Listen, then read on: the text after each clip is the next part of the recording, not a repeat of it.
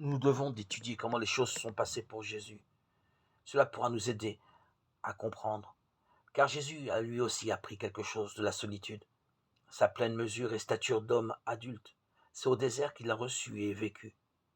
De même que le peuple de Dieu fut éprouvé et éduqué au désert durant 40 ans, de même Jésus lui aussi fut envoyé au désert pour être tenté, pour y apprendre à ne pas vivre de pain seulement, mais encore de toute parole qui sort de la bouche de Dieu.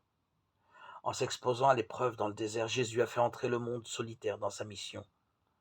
C'est là qu'il a inauguré sa Pâque, sa victoire sur le péché et sur la mort.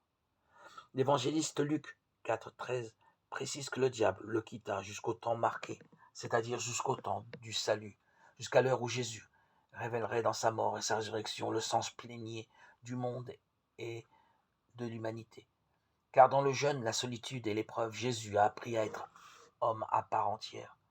C'est là qu'il est descendu jusqu'au cœur du monde et de l'homme. Mais le désert ne fut que l'épreuve liminaire, un avant-goût de sa Pâque, de sa mort et de sa résurrection. Tel est en effet le sens étymologique du mot Pâque, passage du Seigneur, Exode 12,12. Le Seigneur qui parcourt lui-même et se conquiert les zones les plus profondes de l'être humain, la souffrance et la mort, avant de ressusciter des morts pour une vie nouvelle, premier-né d'une foule de frères, premier fruit du monde nouveau et de la nouvelle création.